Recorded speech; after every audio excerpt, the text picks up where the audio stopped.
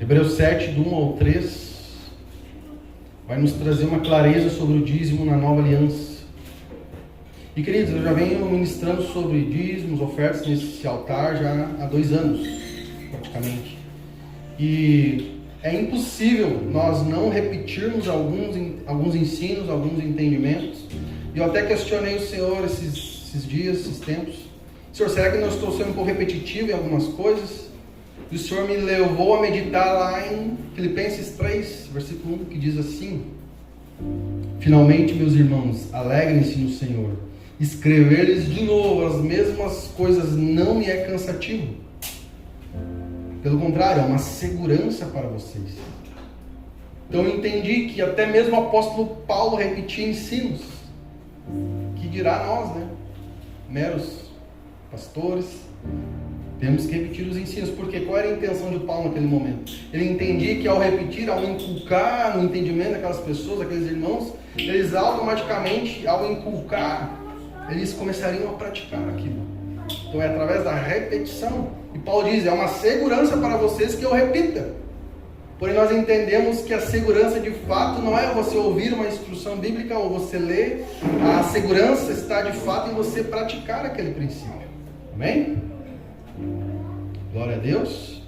Então Hebreus 7, do 1 ao 3 diz assim: porque este Melquisedeque, rei de Salém, sacerdote do Deus Altíssimo, que saiu ao encontro de Abraão quando este regressava da matança dos reis, e o abençoou, a quem também Abraão separou o dízimo de tudo, sendo primeiramente por interpretação do seu nome rei de justiça, e depois também rei de Salém, que é rei de paz, sem pai, sem mãe, sem genealogia, não tendo princípio de dias nem fim de vida, mas sendo feito semelhante ao Filho de Deus, permanece sacerdote para sempre. Amém? Então aqui nesse texto, querido, lá em Hebreus, Paulo está trazendo novamente o princípio de Gênesis 14, quando é a primeira menção de dízimos nas Escrituras, quando Abraão dizima em Melquisedeque. Então ele traz à tona novamente esse contexto. E nós aqui já falamos muitas vezes que a primeira menção de um assunto nas Escrituras, ela faz o que? Ela define o padrão daquele assunto. Deus estrategicamente coloca as primeiras menções de todos os assuntos que você possa imaginar, para que você procure, ache e entenda. Bom, é a primeira menção, é o padrão, é a base, é o fundamento daquele assunto. Amém? Então, quais são as características de Melquisedeque que foi citado aqui em Hebreus? Para que você entenda quem foi esse Melquisedeque. Quem é essa figura? Ali diz 3 características. A primeira é que ele era um sacerdote de uma ordem superior. O que significa isso? Ele era sacerdote de uma aliança superior. Naquele momento ainda não existia a aliança da lei. Porém ele já está sinalizando, nos tempos de Abraão, eu sou um sacerdote de uma aliança superior. Superior à aliança da lei que virá. Eu sou superior a essa aliança. Diz mais, que ele não tinha início nem fim de dias. E diz também que ele permanece sacerdote para sempre. Isso é muito interessante. Porque se ele permanece sacerdote para sempre, ele ainda continua recebendo dízimos. Amém? Então esse sacerdote Melquisedeque nada mais é do que uma tipologia de Cristo no Antigo Testamento. Existem outras tipologias de Cristo. Porém, querido, na verdade, no meu entendimento, é o próprio Cristo ali a quem Abraão está dizimando. Porque não existe outra pessoa na Bíblia, outro homem na Bíblia com essas características. Sem início, sem fim de dias. Que permanece sacerdote para sempre, de uma aliança superior, não existe. Então, no meu entendimento, é o próprio Cristo, onde Abraão dizima e ele recebe a bênção. Amém?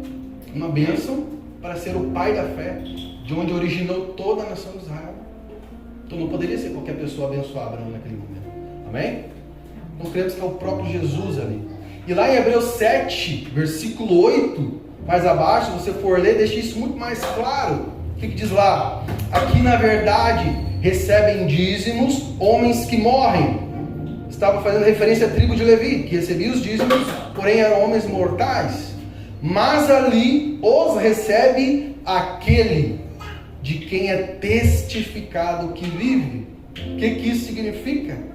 Que antes uma tribo recebia os dízimos na antiga aliança, porém eram homens mortais. Porém agora apenas um sacerdote recebe os dízimos e é aquele que vive para sempre, Jesus Cristo.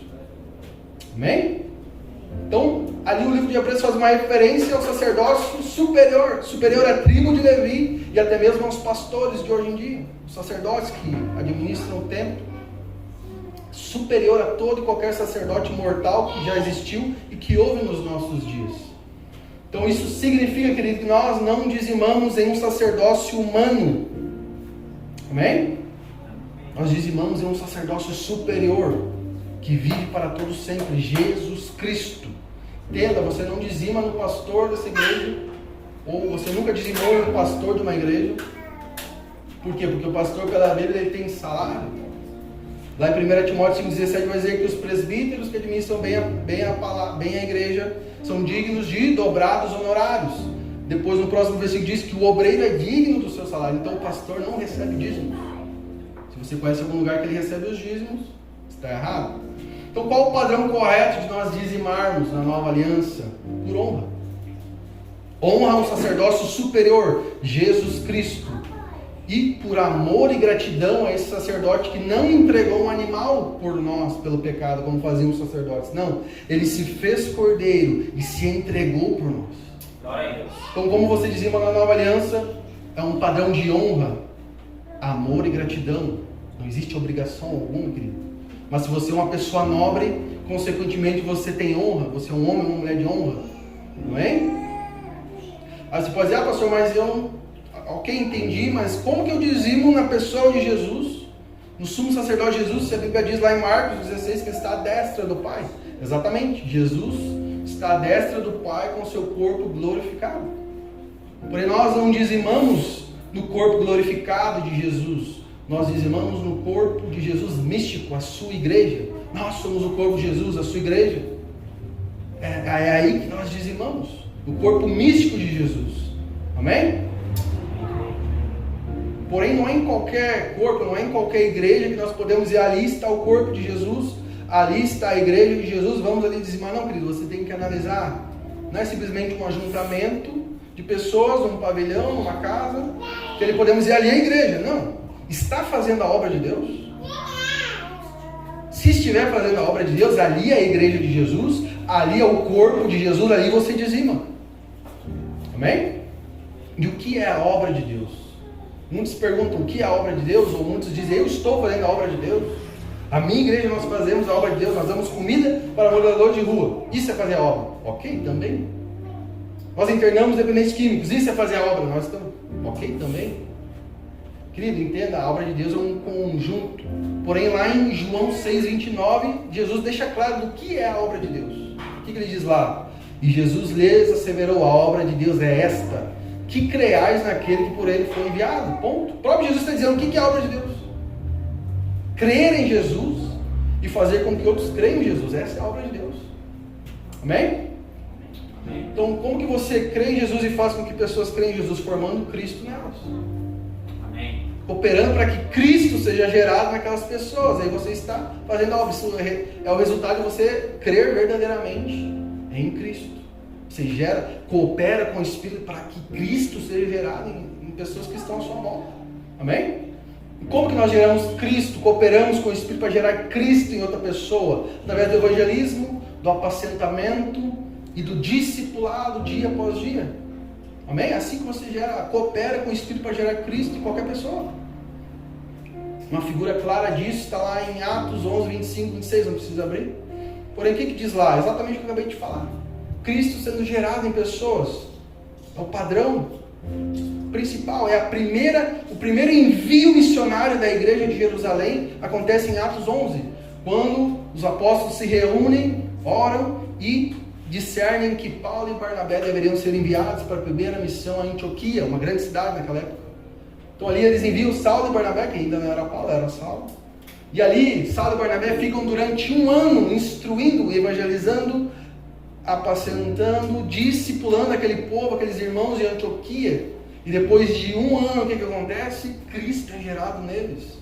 E a sociedade de Antioquia olha para aqueles irmãos e diz, cristãos. É a primeira menção de cristãos na Bíblia. Amém. Então nós entendemos que é o padrão. O que quer dizer cristãos? É um Cristo menor. Aquela sociedade de Antioquia olhava para aqueles irmãos e dizia: nós vemos Cristo em vocês. Vocês falam como Cristo, vocês agem como Ele, vocês andam, vocês curam, vocês amam, vocês instruem como Cristo ensinava. Nós vemos Cristo em vocês. Então o trabalho de Saulo e Barnabé foi feito eximiamente. Cristo foi gerado naquele povo de Antioquia. Essa é a obra de Deus, querido. Crer e cooperar com o Espírito para gerar Cristo em outras pessoas. Amém? Amém. Porém, isso leva tempo. Naquele caso ali, levou um ano. Glória a Deus se fosse só um ano, né, pastor? Poder gerar Cristo em outras pessoas. Nós sabemos que às vezes demora um pouco mais, né? Porém, querido, leva tempo. E necessita do quê? Uma regra simples. Necessita da graça de Deus, do poder de Deus, de dízimos e ofertas.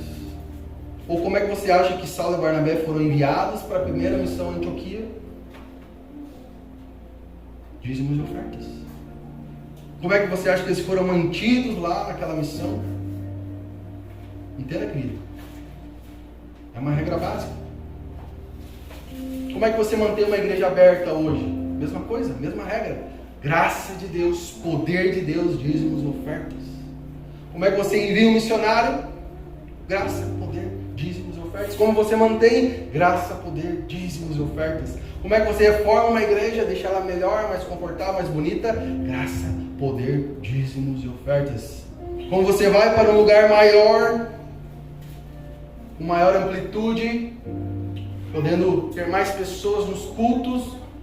Graça, poder, dízimos e ofertas. Não foge essa regra básica, querido. Então, recapitulando para você entender. Nós não dizimamos mais na lei, no sacerdócio de Levi, e sim no sacerdócio superior, Jesus Cristo, nosso sumo sacerdote. Como que nós dizimamos esse sumo sacerdote? Dizimando no seu corpo, que é a sua igreja, que esteja fazendo a sua obra. Amém? Que obra? Evangelizar, apacentar, discipular, até que Cristo seja formado nas pessoas. Amém? Amém. E assim elas vão fazer o mesmo. Quando Cristo é formado em alguém, automaticamente ela faz o mesmo. Ela coopera com o Espírito para que Cristo seja gerado nas outras pessoas. Porém, tudo isso envolve a regra básica: graça, poder, dízimos e ofertas do seu povo. Amém, Jesus? Amém, queridos? Glória a Deus.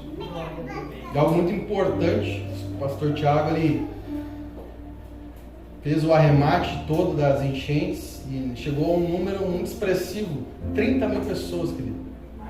Mais de 30 mil pessoas foram alcançadas através dessa comunidade, direto ou indiretamente, nas enchentes.